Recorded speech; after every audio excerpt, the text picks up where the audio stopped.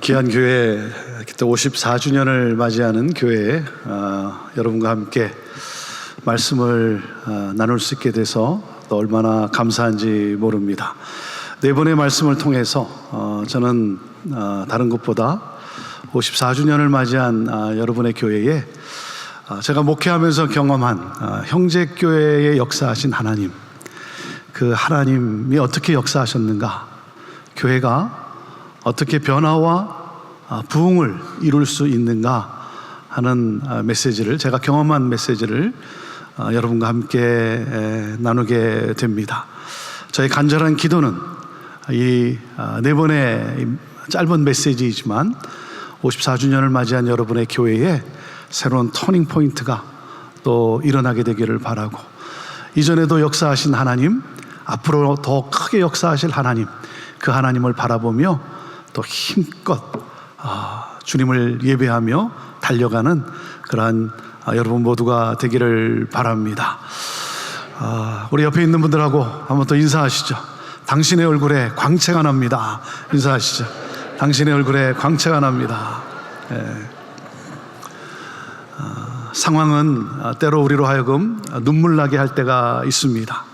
환경은 우리로 하여금 우울하게 만들 때가 있습니다. 하지만 하나님이 나와 함께 하시고 내가 주 안에 있기 까닭에 감사할 수 없는 상황 속에서 감사하고, 기뻐할 수 없는 상황 속에서 기뻐하고, 찬양할 수 없는 상황 속에서 찬양할 수 있는 것, 이것이 바로 그리스도인의 능력인 것입니다. 사랑하는 여러분, 하나님이 나와 함께 하시기 까닭에 그 하나님을 바라보는 가운데 여러분의 얼굴에 소망이 있고 평안이 있고, 그래서 소망을 잃은 사람들이 여러분을 보고 소망을 얻게 되고, 예수 그리스도를 모르는 분들이 여러분을 통해 예수 그리스도를 만나는 복된 삶을 살게 되기를 주님의 이름으로 축복합니다. 옆에 분의 얼굴에 너무 광채가 나니까 궁금하지 않습니까? 궁금하니까 한번 물어봐야 되지 않겠습니까? 자, 한번 물어보시죠. 이렇게 물어보십시오. 혹시 뉴욕 장로교회 성도입니까? 이렇게 한번 물어보시죠. 혹시 뉴욕 장로교회 성도입니까? 네. 이것이 교회입니다. 이것이 교회입니다. 여러분의 교회에 대한 소문을 듣고, 특별히 지역에 믿지 않는 사람들이 여러분의 교회에 대한 소문을 듣고 밝은 얼굴을 볼 때마다 혹시 당신은 뉴욕 장로교회 성도입니까? 혹시 당신은 그리스도인입니까? 이 질문을 많이 받고 하나님 앞에 서게 되기를 주님의 이름으로 축복합니다. 저는 1980년도에 부모님을 따라 미국으로 이민을 오게 되었습니다. 이민을 온 곳이 시애틀이에요. 시애틀. 네. 여러분, 시애틀 하면 무엇이 생각납니까? 시애틀 하면 생각나는 게 뭐가 있어요? 네. 네, 아직도 잠 못 이루는 밤입니까? 네. 시애틀 하면 형제교회가 생각이 나야 돼요. 뉴욕 하면 뭐가 생각이 나요? 그렇죠. 그렇죠. 네. 시애틀로 이민을 왔고, 시애틀에서 제가 4년을 살게 되었습니다. 목사님이 잠깐 설명을 해 주셨는데, 4년을 살고, 그리고 대학생 때 하나님의 또 강한 부르심을 받고 이제 주의 종으로서의 길을 가야겠구나. 그래서 기독교 교육을 공부하는 게 좋겠다 해서 LA에 있는 바이올라 대학으로 가게 되었습니다. 그것에서 공부하고 또 신학 공부하고 전도사 되고 또 부목사가 돼서 사역하다가 1995년에 5년도에 서울 온누리교회를 가게 되었어요. 고인이신 하용조 목사님을 만나게 되었고, 하용조 목사님께서 이렇게 한국으로 나왔으면 좋겠다. 그래서 젊은 나이에 내가 앞으로 이민 목회를 하는 데 있어서 한국도 알고, 제가 고등학생 때 한국을 떠났기 때문에 한국도 알고, 또 그리고 한국 목회도 경험하고, 일세 문화도 또 경험하고, 이민 목회에 도움이 되겠다고 해서 결정을 하고 나갔습니다. 한국에 나가 있으면서 서울 온누리교회 또 두란노 서원이라고 하는 곳에 또 원목으로 사역을 하면서 그 여러 가지 사역들을 우리 이민교회에 또 소개하기 위해서 이렇게 미국을 자주 또 오게 되었습니다. 자주 왔다 갔다 하면서 마음에 안타까움이 생겼어요. 왜 우리가 태평양을 건너서 이곳에 와 살고 있는지 그 꿈을 잊어버린 교민들의 삶이 너무나 안타까웠어요. 그리고 왜 우리가 이곳에 모여서 우리가 교회로 하나님을 예배하고 있는지 교회에 대한 꿈을 잊어가고 있는 그러한 성도들의 모습이 너무나 안타까웠어요. 그런 가운데 하나님이 제게 어떤 열정을 주셨냐면, 어떤 마음을 주셨냐면 이 기성교회에 대한 마음을 주셨어요. 전통교회에 대한 마음을 주셨어요. 기성교회도 변해서 부흥할 수 있다는 모델을 창출하는 것. 네. 여러분, 우리 이민 1세대들의 삶이 대부분 노동 아니었습니까? 열심히 땀 흘려 일하면서, 그리고 주일날 하나님 앞에 나와 이 모든 것 하나님이 주셨습니다 감사하며 하나님 앞에 그 예물을 드리고, 그 드려진 그 헌금, 그것으로 마켓을 사고 공장을 사서 개조하고 땅을 사서 건물을 짓고, 그리고 기쁨으로 하나님을 예배했는데 어느 순간부터 교회가 정체되기 시작하고 점점 하얀 곡선을 그리고 젊은이들은 빠져나가고 교회는 점점 고령화되고, 이렇게 가다간 앞으로 10년 뒤 20년 뒤 다시 마켓으로, 다시 공장으로 팔려나갈 수 있다고 생각을 해보니까 너무나 마음이 안타까운 거예요. 너무나 마음이 안타까운 것 같아요. 기성교회, 전통교회를 볼 때마다 성장하고 부흥하는 기쁨을 누렸는데 어느 순간부터 정체되고 하얀 곡선을 그리고 젊은이들은 빠져나가고 교회는 점점 고령화되고, 자기도 모르는 사이에 교회가 장례식 날을 향해 가고 있는 거예요. 교회가 점점 자기도 모르는 사이에 장례식 날을 향해 가고 있는 거예요.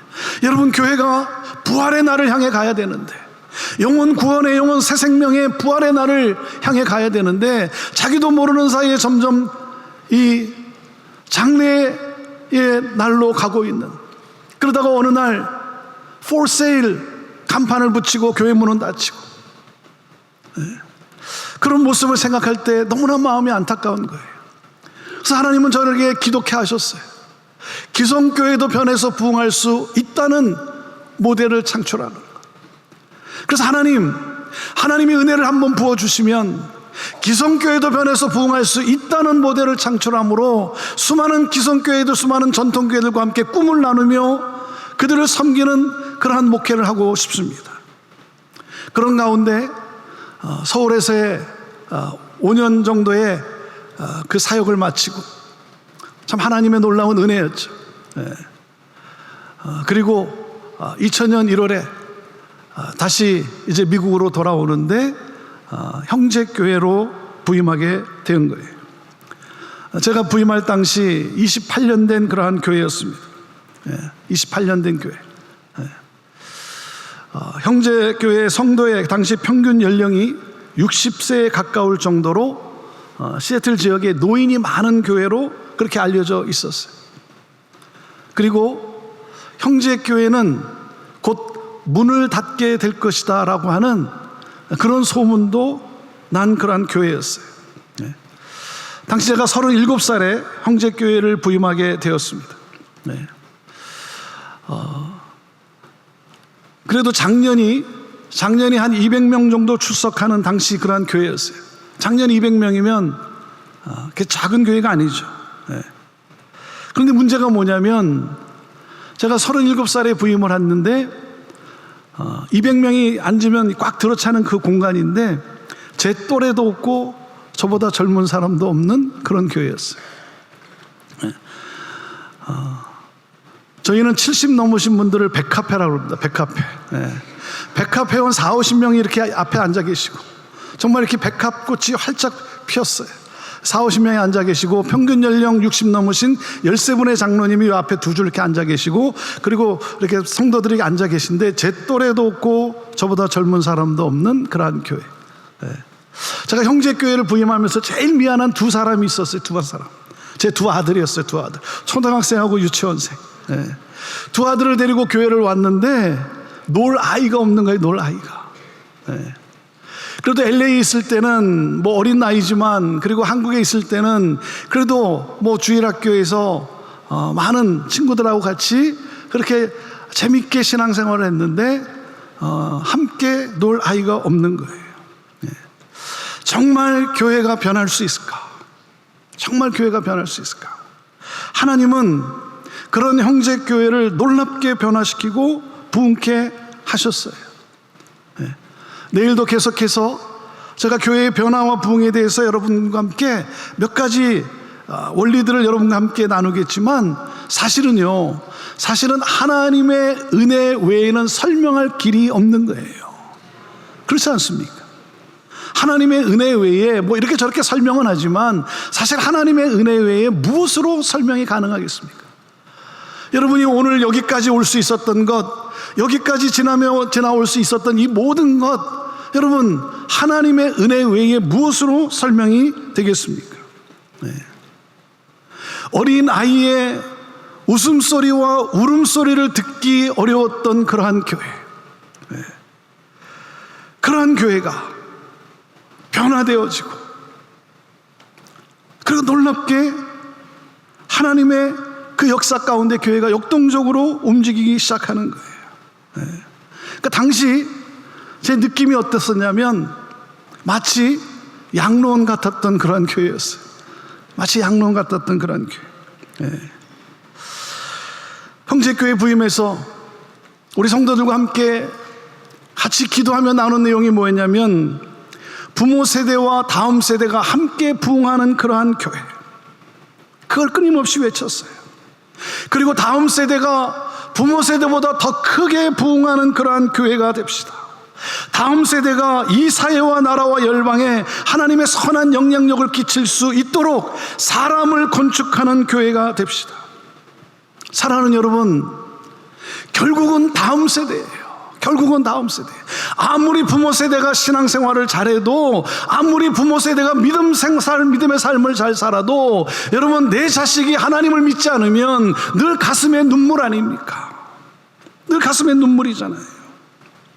사랑하는 여러분, 오늘날 이 시대는 눈물로 씨를 뿌려야 되는 거예요. 눈물로 씨를 뿌리는 자가 기쁨으로 단을 거둔다고 했는데, 다음 세대를 위해서 여러분 눈물로 씨를 뿌려야 하는 거예요. 다음 세대를 위해서 부모 세대와 다음 세대가 함께 부흥하는 교회, 아니 다음 세대가 부모 세대보다 더 크게 부흥하는 그러한 교회.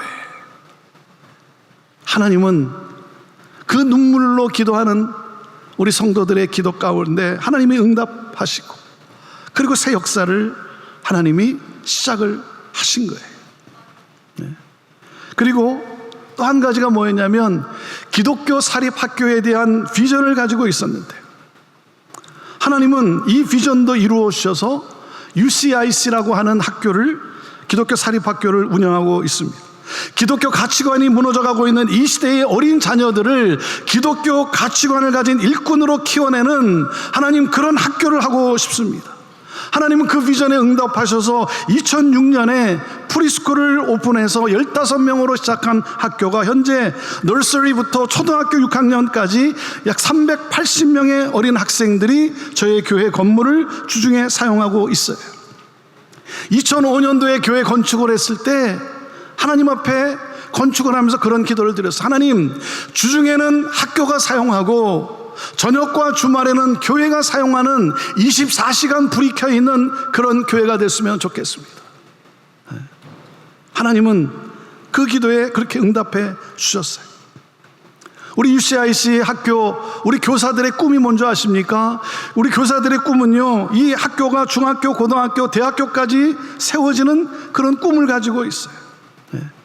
제 꿈이 무엇인지 아십니까? 제 꿈은요, 우리 UCIC 학교에서 주지사도 나오고 국회의원도 나오고 대통령도 나와서 취임식 때 목사님 오셔서 축복 기도해 주십시오, 그거 요청받는 것이 제 꿈이에요. 우리 형제교회가 이렇게 변화와 부흥의 열매를 누릴 수 있는 그 중심에는 바로 우리 부모 세대, 우리 어르신들의 인내와 희생의 섬김이 있었기 때문이에요. 다음 세대가 부흥할 수 있다면 우리는 어떠한 불편도 우리는 감수하자, 어떠한 불편도 우리는 감사로 여기자, 그렇게 고백하며 우리 부모 세대, 우리 어르신들이 그렇게 인내하며 희생을 했어요. 예배도 내 방식이 아니라 내가 경험해왔던 그 예배의 스타일이 아니라 우리 청년들이, 우리 중고등학생들이 우리 부모 세대가 믿는 그 하나님을, 동일한 그 하나님을 믿는다고 한다면 그들이 가지고 있는 에너지와 그들이 가지고 있는 그 창조적 그 마음을 다해서 힘껏 예배할 수 있도록 박수를 쳐주고 격려해 주자. 내 문화와 맞지 않는다고 해서 자꾸만 왜 그렇게 하냐, 그렇게 한다면 여러분, 우리 다음 세대가, 우리 청년들, 우리 유스, 청소년들, 우리 어린아이들이 어떻게 함께 부흥할 수 있겠습니까? 제가 중고등부 전도사도 해보고 제가 영어 목회도 해봤지만 요즘은요, 저도 이 청년들 중고등부 이렇게 예배 드리는 데 가보면 저도 감당하기가 어려워요. 감당하기가. 왜 이렇게 막 소리가 큰지, 막 베이스음이 왜 이렇게 소리가 큰지, 막 베이스음이 막 제 가슴에 막 이렇게 쿵쿵 하는데 말이죠. 그리고 찬양을 하는데 저도 이제는 따라 부르기가 힘들 정도로, 도대체 무슨 찬양인지 가사 읽기도, 스크린에 나와 있는 가사 읽기도 힘들어요. 그렇다고 해서 제가 들어가서 아니 왜 이렇게 소리 크냐, 자꾸 가서 소리 좀 줄이라고 제가 가서 자꾸 내리고, 아니 여기 찬송가 좋은 찬양들 많은데 왜 이상한 노래 부르냐라고 한다면 여러분, 우리 젊은 친구들이 함께 할 수 있겠습니까? 다음 세대가 부흥할 수만 있다면 불편함을 감수하고 오히려 감사로 여기죠. 저는 그런 우리 부모 세대, 우리 어르신들, 우리 백합 회원들이 너무나 감사한 거예요. 여러분, 불편하면요, 불평하기가 쉬워요. 그렇지 않습니까? 불편하기가 쉬워요. 저희 형제교회는 부모 세대나 우리 어르신들이 예배하는 것도 아주 불편한 교회예요. 예배 공간도 불편한 교회예요. 저희가 건축을 하면서 우리 영업권 중고등부 주일학교 예배실, 교실 다 만들어주고 우리 어른들을 위한 예배 공간은 저희들이 체육관을 짓기로 했어요. 체육관. 우린 체육관에서 예배 드리자. 체육관을 짓고 거기에 의자 놓고 예배 드리고 난 다음에 의자 치우고 우리 젊은이들이 농구하고 뭐 운동할 수 있도록 우리는 체육관을 짓자. 여러분, 부모 세대의 1세대들의 희생이죠. 다음 세대를 위한 희생이었어요. 그렇게 불편하지만, 예배 스타일도 불편하지만 다음 세대가 부흥할 수만 있다면 그 불편함을 불평하기보다 오히려 감사로 여기고 한 걸음 더 나아가서 나는 어떻게 기여할 수 있을까? 나는 다음 세대 부흥을 위해서 어떻게 기여할 수 있을까? 그래서 그들을 위해서 기도하며 그들을 위해서 또 재정을 하나님 앞에 드리고 그들을 위해서 참아주고 인내하고 오히려 감사로 여긴 그런 우리 부모 세대, 우리 1세대 우리 어르신들, 우리 백합회 우리 성도님들이 너무나 감사해요. 여러분, 불편하면 불평이 나오게 돼 있어요. 그런데 여러분 한번 생각해 보세요. 교회에 내가 아무 때나 늦게 왔는데도 주차장이 텅텅 비어 있어서 내가 주차하는데 아무 문제가 없다. 여러분, 그게 감사할 내용입니까? 내가 늦게 왔는데도 내가 앉을 자리가 있다. 그래서 나는 불편하지 않다. 여러분, 그게 감사할 내용이냐 이거예요. 조금 늦게 왔는데 주차할 자리를 찾지 못해서 빙빙 도는 것, 여러분, 그것이 불평이 아니라 감사할 내용 아니겠습니까? 우리 옆 사람에게 한번 이렇게 말해 주십시오. 불편해서 감사합니다. 이렇게 한번 말해 주세요. 불편해서 감사합니다. 오늘 말씀 이 룻기서는 유다 베들레헴의 한 가정의 이야기로 시작이 됩니다. 남편은 엘리멜렉이요 아내는 나오미고 두 아들이 있는데 그들의 이름은 말론과 기련입니다. 이 가정은 흉년을 만났을 때 모압 땅으로 이주를 합니다. 하지만 흉년으로 인해서 살기가 너무 힘들어서 양식을 위해 간 것은 아닙니다.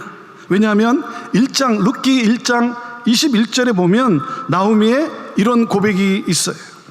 내가 풍족하게 나갔더니 이런 고백이 있어요.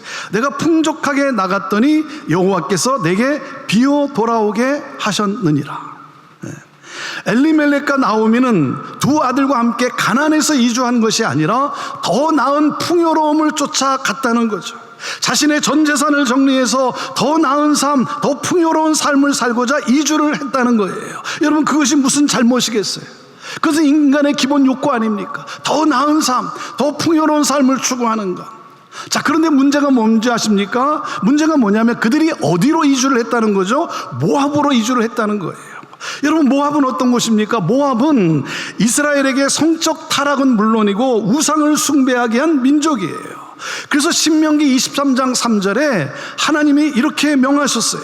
암몬 사람과 모압 사람은 여호와의 총회에 들어오지 못하리니 그들에게 속한 자는 10대뿐 아니라 영원히 여호와의 총회에 들어오지 못하리라 라고 명하셨어요.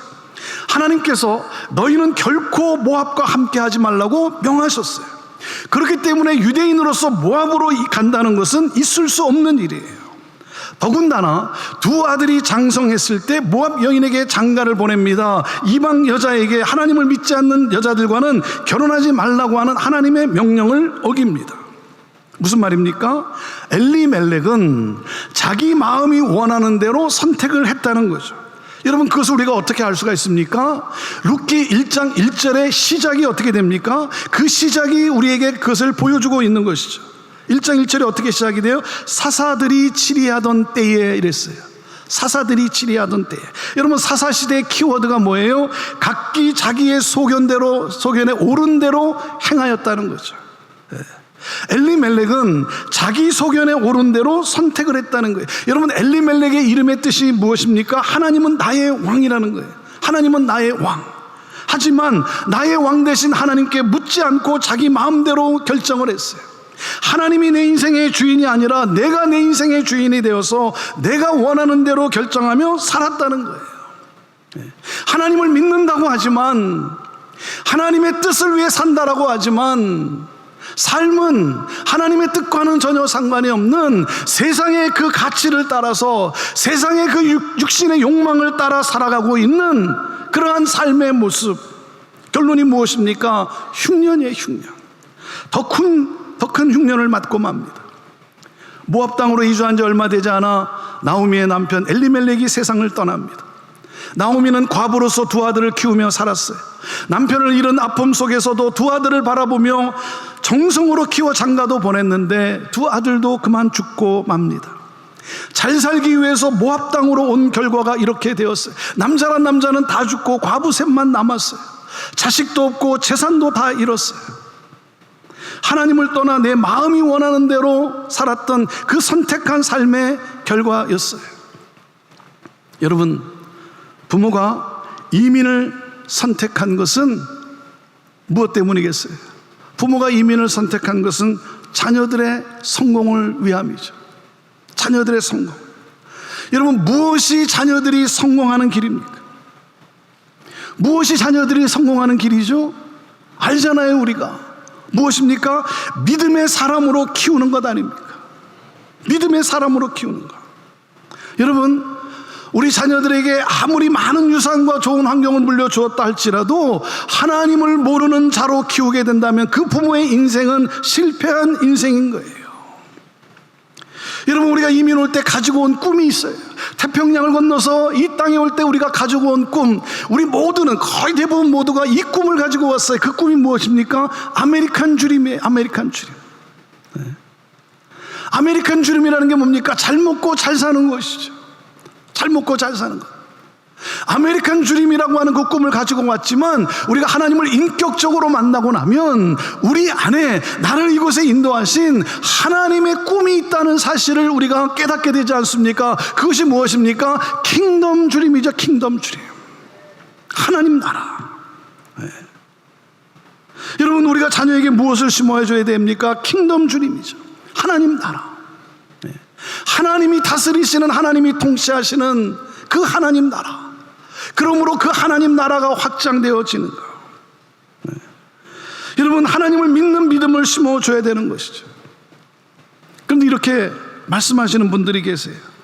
자기 아들이 자기 아들이 다른 건 다 갖추었는데 신앙만 없대요. 신앙만 없대요. 여러분, 그건 다 없는 거예요. 다 없는 거. 네. 그리고 또 이렇게 저한테 묻는 분이 계세요. 자기 아들이 신앙이 없는데 목사님, 신앙 좋은 자매, 신앙 좋은 아가씨 소개해 달라고. 아니, 신앙 좋은 자매 인생 망칠 일이 있습니까? 네. 사랑하는 여러분, 우리 자녀들의 삶에 아메리칸 주림이 아니라 킹덤 주림을 꿈꾸게 해야 되는 거예요. 네. 네. 아메리칸 주림을 통해서 뭐예요? 하나님 나라를 이루는 것. 여러분, 아메리칸 주림은 목적이 아니에요. 목적이 아니라 목표예요. 목표. 여러분, 목표와 목적이 달라요. 그런데 많은 경우 우리는 이 목표를 목적으로 알고 자녀들의 인생에 그걸 심어주는 거예요. 네.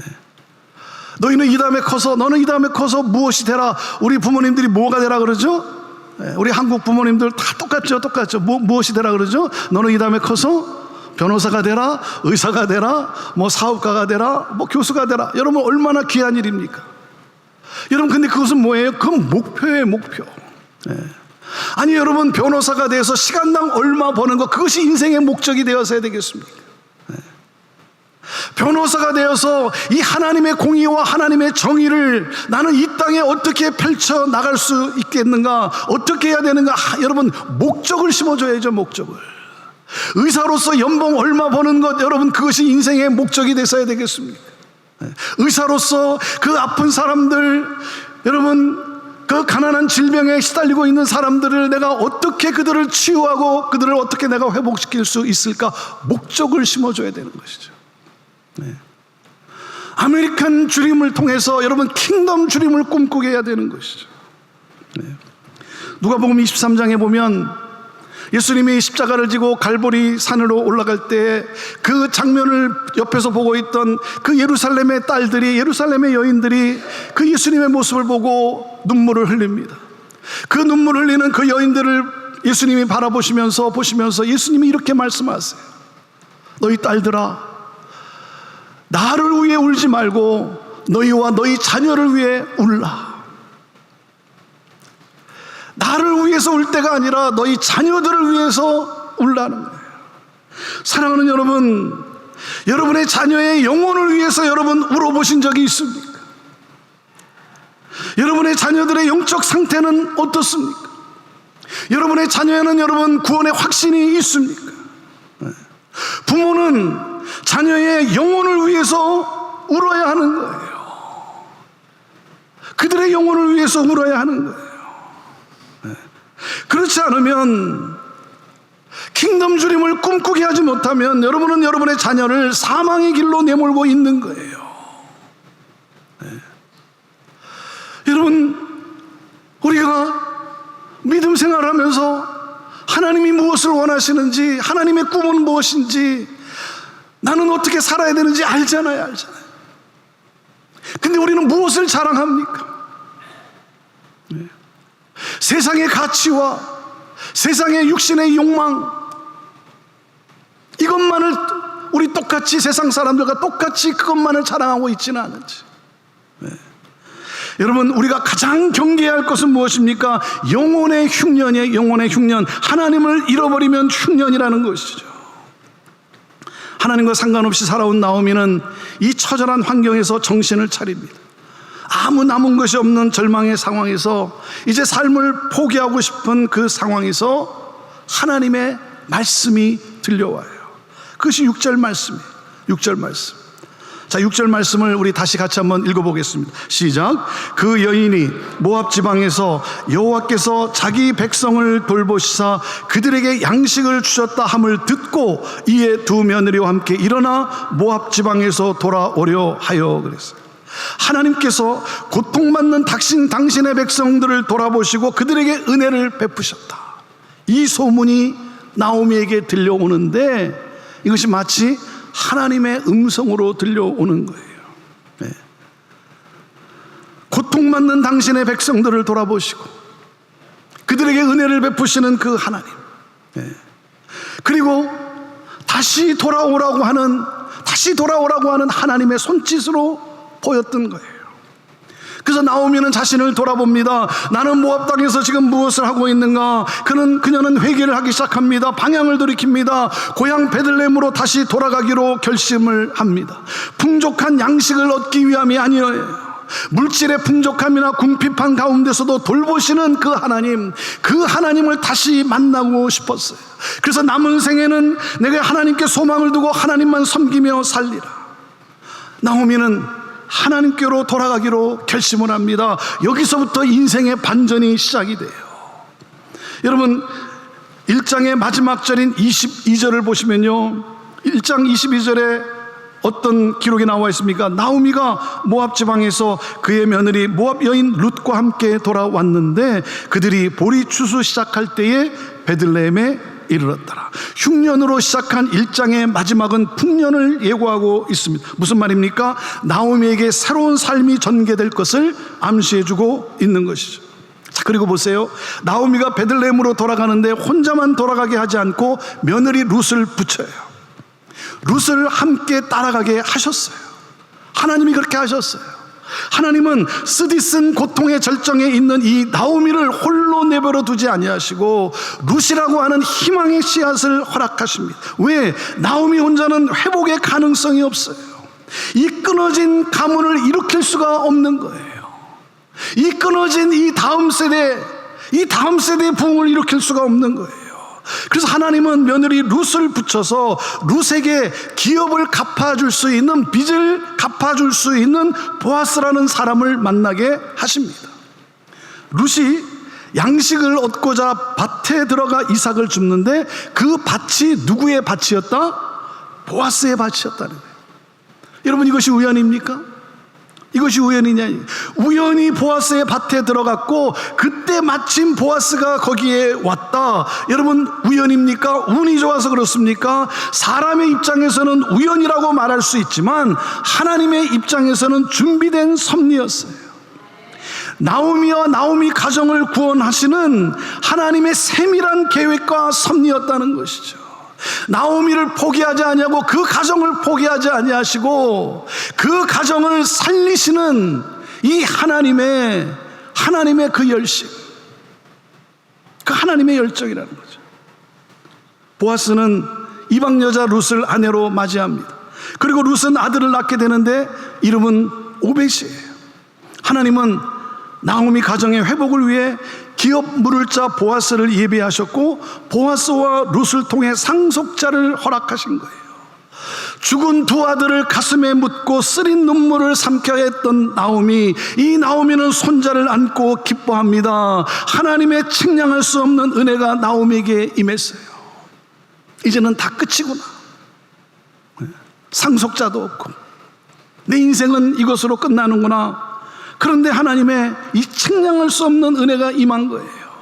그 아들을 통해 나오미와 나오미의 가정을 놀랍게 회복시키셨어요.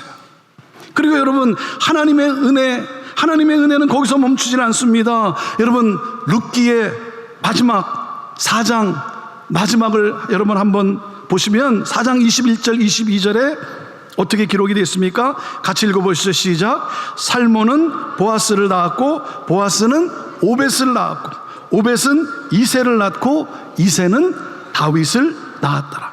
그들의 계보는 오벳에서 이새로 그리고 다윗으로 이어집니다. 뭐라고요? 그저 룻이 보아스와 결혼해서 아들을 낳았다, 그래서 행복했다, 그렇게 끝나지 않습니다. 룻을 통해 이스라엘의 가장 위대한 왕 다윗이 태어나요. 놀라운 일이죠. 여러분, 이런 일이 일어날 것이라고 누가 생각이나 했겠어요? 누가 상상이나 했겠습니까? 하나님의 놀라운 은혜죠. 그 아들을 통해 다윗 왕의 가문을 세워요. 그 나오미의 가정을 왕의 가문으로 하나님이 높여주세요. 그래서 사사시대로 시작한 룻기는 이스라엘의 역사를 새롭게 하는 위대한 왕의 소개로 끝나요. 여러분, 그런데 그것이 다가 아니죠. 그 계보는 또한 누구에게로 이어집니까? 룻기는 다윗으로 끝나지만 이 족보는요, 다윗에게서 끝나지 않습니다. 다윗에게서 누구로 이어집니까? 예수님으로 이어지지 않습니까? 그의 가문에서 우리의 구원자이신 예수님이 탄생하세요. 그러므로 뭐예요? 하나님 나라의 역사가 시작이 되는 거예요. 여러분, 하나님의 은혜와 역사는 우리의 상상을 초월하는 거예요. 이제는 아무런 소망이 없다라고, 이제는 내 삶은 끝났다라고 여기는 그때도 하나님은 포기하지 아니하시고 돌아오라고 하나님은 나오미에게 그 음성을 들려주시고 그 환상을 보게 하여 주시고, 그리고 돌아온 그 나오미를 통해서 하나님은 다시금 믿음의 가문을 이어가게 하시고, 그리고 무엇입니까? 다음 세대의 부흥이 일어났어요. 다음 세대의 부흥이 일어났어요. 저는 우리 형제교회 우리 성도님들과 함께 정말 하나님 다음 세대가 부모 세대보다 더 크게 부흥할 수 있는 그러한 교회, 다음 세대가 이 사회와 나라와 열방에 선한 영향력을 끼칠 수 있는 사람을 건축하는 그러한 교회, 하나님은 그 기도와 그 땀방울에 대해서, 우리 부모 세대의 희생에 대해서 하나님은 그 열매를 보게 하시더라고요. 20년이 지나가면서 하나님이 열매를 보게 하시더라고요. 여러분, 2020년 코로나 팬데믹이 시작되지 않았습니까? 2020년 코로나 팬데믹이 시작이 되면서 모든 것이 셧다운 됐어요. 교회의 모든 사역들이 다 캔슬되기 시작을 했어요. 한 달 지나면 좀 나아지겠지 했는데 나아지기는커녕 점점 더 심각해지고, 그리고 사역 하나하나를 다 캔슬해야 하는 그러한 상황에 이제 5월달이 된 거예요. 5월달까지 우리는 기다렸는데 7월달에 저희 교회가 가장 신경 쓰는 사역 중에 하나가 바로 여름 성경학교인데, 7월달에 열리는 여름 성경학교인데, 이 여름 성경학교도 캔슬할 수밖에 없겠구나 하는, 취소해야 될 그 상황에 온 거예요. 그때 저희 교회 20대 후반인 이 밀레니얼 세대, 이 MZ 세대의 20여 명의 우리 그 청년들이, 이 젊은이들이 찾아왔어요. 목사님, 올해 여름 성경학교를 대면으로 할 수 없는 상황인데 목사님 허락하시면 온라인으로, 자기들이 다 준비해서 온라인으로 하겠습니다. 그러는 거예요. 저에게서 자라난 이 친구들이, 저에게서 태어난 그 어린 그 꼬마가 20대가 돼가지고, 제가 처음 교회 왔을 때 안고 축복기도 했던 이 친구들이 이제는 이 MZ세대, 밀레니얼 세대가 돼가지고 여름 성경학교를 할 수 없을 것 같은데, 이 어린 아이들을 위해서 자기들의 재능을 다 기부해서 온라인으로 여름 성경학교를 하게 하겠다는 거예요. 아이들이 좋아할 수 있는 창조적이고 재밌는 영상을 만들어서 이 아이들에게 복음을 전하겠다는 거예요. 그리고는 그 짧은 기간에, 그 2개월 반 만에 이들이 영상으로, 온라인으로 여름 성경학교를 할 수 있도록 그것을 다 만든 거예요. 다 만든 거예요. 제가 여름 성경학교를 하면 750명에서 800명을 2주 동안 하는데, 이들이 영상을 만들어 가지고, 그래서 온라인으로 하는데 그 미주와 해외에서 2,000명의 어린아이들이 참여를 했어요. 많은 봉사자들이 함께 수고해서 섬겼어요. 그래서 특별히 여름 성경학교를 온라인으로도 할 수 없는 여러 지역 교회들이 참여하면서 너무나 감사하다고 선교지에서도 연락이 왔어요. 이것이 단지 우리 교회 학생들만을 위한 것이, 어린 학생들만을 위한 것이 아니라 교회를 섬기고 선교지를 섬기는 일이 되었어요. 얼마나 감사하든지. 그리고는 2021년이 시작되었는데, 2021년이 시작됐을 때도 이 코로나 팬데믹의 상황이 좀처럼 풀리질 않는 거예요. 그러니까 1월 달에 이 친구들이 저를 또 다시 찾아왔어요. 그러면서 목사님, 올해도 대면으로 여름 성경학교를 할 수 없을 것 같은데 목사님이 허락하시면 7개월 동안, 이번에는 7개월 동안 잘 준비해서, 더 잘 준비해서 영상을 더 잘 만들어 가지고 우리 어린아이들이 여름 성경학교를 할 수 있도록 하는데, 이 친구들이 뭐라 그러냐면 몇 명을 하겠다 그러는 줄 아세요? 지난번에 2,000명을 하고 났더니 간이 바깥으로 나와가지고 이번에는 뭐라 그러냐면 10,000명을 하겠다는 거예요. 10,000명을. 2,000명을 하고 나니까 이 온라인으로 10,000명을 하겠다는 거예요. 우리 젊은이들은 이 사명에 헌신을 했고, 부모 세대는 이를 위해서 기도하고 물질로 섬겨 주었어요. 그리고 7개월 동안 작업을 해가지고 정말 많은 교회들이 참여하고 선교지에서도 참여하고, 그래서 10,000명이 넘는 그 어린 아이들이 온라인으로 그 여름 성경학교를 하면서 얼마나 기뻐하고 그들에게 복음이 증거되어지고, Creative and fun, 창조적이고 재밌는 그러한 영상을 만들어서 이들에게 복음을 전하자. 그래서 참 하나님의 역사 가운데 교회를 섬기는 그러한 사역이 된 거예요. 선교지를 섬긴 사역이 된 거예요. 그러고 난 다음에 이 친구들이 자기들을 믿고 허락해준 교회에 감사하다고 영상을 만들었어요. 우리 그 밀레니얼 이 친구들이, 우리 젊은 친구들이 자기들을 교회가 믿고 서포트 해주고 기도해주고, 그래서 너무나 감사하다라고 하는 영상을 또 하나 만들어서 보내온 거예요. 그 영상의 내용이 뭐냐면, 이민이라고 하는 힘든 삶에도 건강한 교회를 세워준 부모 세대에 감사하다는 내용이에요. 부모 세대의 희생과 노력으로 우리 다음 세대들이, 우리 젊은 친구들이 영적으로 이렇게 교회 안에서 건강하게 성장할 수 있게 되어서 감사하다는 그런 고백이었어요. 그러면서 마지막에 뭐라 그러냐면, 이제는 자신들이 이 신앙의 바톤을 이어받아서 하나님의 이 거룩한 꿈을 향해 도전하겠다고, 이들은 이제는 자기들이 이제는 바통 타치를 받아서 뛰겠다고, 그렇게 고백을 한 그런 영상을 만든 거예요. 우리 영상을 같이 한번 보시도록 하겠습니다.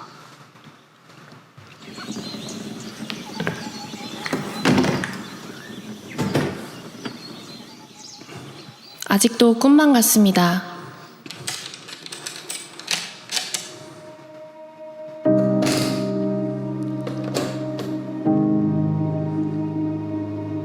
(50년) 전 여러분들은 함께 시애틀 중심에 교회를 개척했습니다.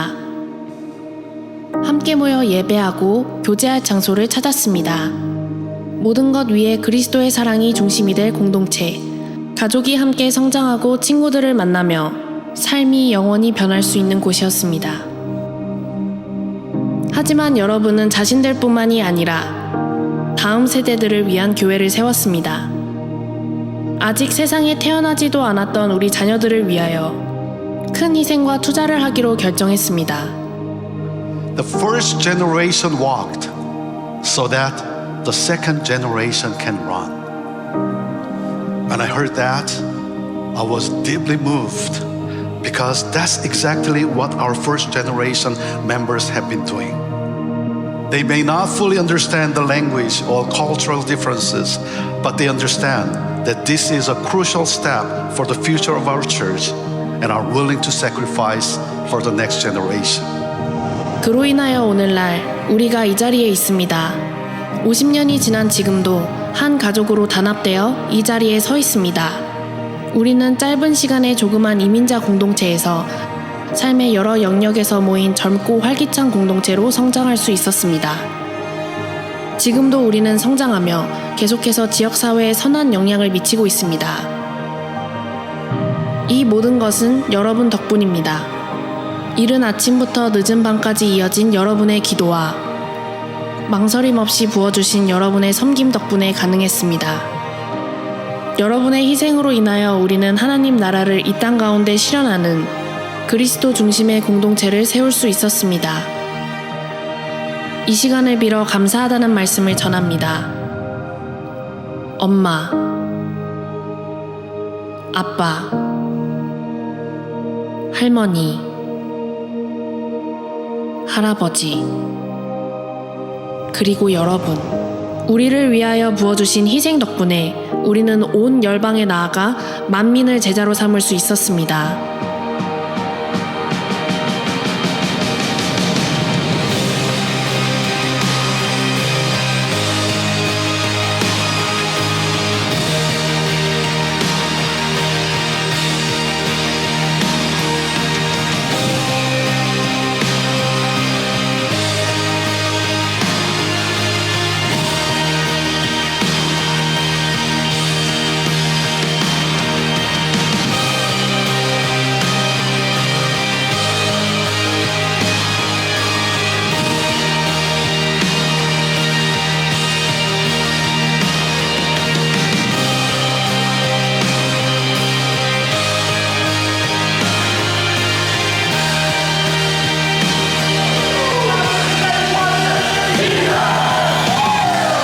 이제 시작합니다.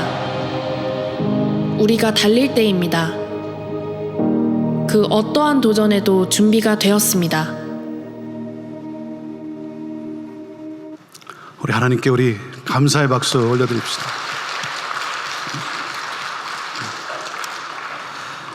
저는 이 영상을 볼 때마다 이렇게 고백해주는 우리의 다음 세대가 있어서 너무나 감사한 거예요. 우리의 다음 세대가 있어서 바통을 이어받아 뛸 청년들이 있고 청소년들이 있고 어린 자녀들이 교회 안에서 자라나고 있고, 이것이 지금 현재 우리 형제교회의 모습이기 때문에 감사하고, 그리고 계속해서 저는 우리의 미래가 이렇게 되기를 기도하고 있습니다. 여러분, 다음 세대를 위한 사역은 교육부만의 사역이 아니에요. 교회 전체의 사역이에요. 교육부의 사역은 교육부만의 사역이 아니라 교회 전체의 사역이에요. 교회 전체가 매달려야 되는 사역이에요. 교회 전체가 힘을 써야 되는 거예요. 양로원 같았던 교회를 회복시키시고, 그리고 어린아이의 울음소리와 웃음소리도 듣기 어려웠던 교회를 하나님은 변화시키시고 다음 세대를 세우시며 새로운 역사를 써내려가시는 이 하나님의 이 놀라운 은혜, 사랑하는 여러분, 나오미의 삶을 회복시킨 그 하나님이 오늘 여러분의 삶에 역사하고 계십니다. 오늘 하나님이 말씀하시는 거예요. 나오미의 삶을 회복시킨 하나님이 말씀하는 거예요. 너의 과거가 어떠하든, 너의 지나온 삶이 어떠하든 하나님께로 돌아오기만 하면, 하나님께로 다시 돌아오면, 그래서 하나님 앞에 다시 무릎을 꿇고 하나님의 자비와 하나님의 국률과 하나님의 은혜를 구하면, 한없는 자비와 국률과 은혜를 아끼지 아니하시고 새 역사를 일으키시는 그 하나님, 우리의 마음을 치유해 주시고 우리의 삶을 기쁨으로 회복시켜 주시는 하나님, 하나님께로 돌아오기만 하면 내 삶을 회복시킬 뿐만 아니라 우리의 가정을 회복시켜 주시는 하나님, 그리고 자녀 세대를 일으켜 주시는 하나님, 그뿐입니까? 나오미를 통하여 그 가정을 회복시키시고, 그리고 그 다음 세대를 통하여 여러분 나라와 민족의 새 역사를 일으키신 그 하나님께서 온 인류의 회복을 위하여 하나님은 오늘 우리 모두를 하나님은 다시 초청하고 계신 거예요. 설립 54주년을 맞이한 우리 뉴욕 장로교회, 하나님의 마음이 무엇입니까? 내게로 돌아오라는 거예요. 내게로 돌아오면 흉년을 풍년으로, 슬픔을 기쁨으로, 절망을 소망으로, 그리고 그 삶뿐만 아니라 너의 자녀들을 예수 그리스도의 계보를 잇는 삶을 살게 할 것이라고 말씀하시는 거예요. 예수 그리스도의 계보를 잇는 믿음의 가정이요 믿음의 가문이 될 것이라고 말씀하고 계신 거예요. 여러분의 삶은 하나님의 역사가 될 것이라고 하나님은 이 나오미의 이 삶의 회복을 통해 우리에게 약속하고 계신 거예요. 사랑하는 여러분, 하나님은 여러분의 삶의 풍년을 경작하고 계십니다. 사랑하는 여러분, 하나님은 여러분의 교회에 풍년을 경작하고 계십니다. 하나님은 일하고 계세요. 돌아오기만 하라는 거예요. 다시 돌아와서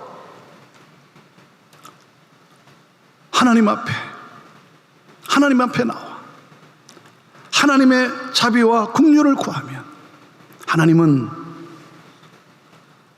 우리의 기도를 응답하시고 다음 세대를 일으키시고, 그래서 그 다음 세대로 이 사회와 나라와 열방에 정말 하나님 나라가 임하게 하는 이 복음의 놀라운 역사를 일으키는 그러한 교회로 세우시겠다라고 말씀하시는 하나님.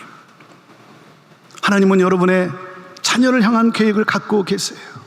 사랑하는 여러분, 그래서 새벽을 깨우며 말씀을 붙잡고 기도하며 우리가 하나님 앞에 나아갈 때에 하나님은 여러분의 자녀들을 정말 이 세상에서 축복의 통로로 사용할 수 있는 그런 그릇으로 하나님은 준비케 하실 것입니다. 이 세상을 축복하는 삶을 살게 하실 거예요. 그래서 누군가 말했습니다. 자녀를 위해 울라는 거예요. 자녀를 위해 울 때 그 부모가 자녀를 위해 울면 그 자식은 망하지 않는다는 거예요. 사랑하는 여러분, 여러분의 자녀들을 통하여 하나님의 영광이 이 땅 가운데 가득하게 될 것이고, 그리고 54년 전 이 땅에 이 뉴욕 장로교회를 세우신 그 하나님은 여러분의 교회에 새로운 풍년의 경작을 일으키시고, 그러므로 여러분, 정말 여러분이 맛보았던, 여러분이 경험했던 그 부흥보다 더 큰 놀라운 부흥을 하나님은 일으켜 주시리라 믿습니다. 하나님을 바라며 하나님의 나라를 구하며 하나님의 뜻이 이루어지기를 간구하는 그런 삶을 살아가는 내가 되겠습니다. 하나님께 나아갑니다. 하나님, 내 삶을 드리겠습니다. 세상의 헛된 것에 자꾸만 가린 그런 내가 되지 아니하고, 세상의 것을 자랑하지 아니하고 하나님 나라를 자랑하는, 하나님 예수 그리스도의 복음을 자랑하는 그러한 내가 되기를 원합니다 라고 기도할 때, 여러분이 기도하는 여러분의 자녀들은 돌아오게 될 것이고, 여러분의 자녀들은 우뚝 서게 될 것이고, 하나님의 영광을 드러내는 귀한 당신의 하나님의 일꾼으로 쓰임받는 축복의 통로가 될 것입니다. 사랑하는 여러분, 여러분이 함께 기도할 때, 여러분이 뉴욕 장로교회를 위해서 눈물로 기도할 때, 우리 하나님은 반드시 다음 세대를 일으키시는, 다음 세대의 부흥을 또한 새롭게 일으키시는 우리 하나님의 역사가 시작될 것입니다. 하나님, 우리를 사용하여 주옵소서. 우리 함께 같이 기도하도록 하겠습니다.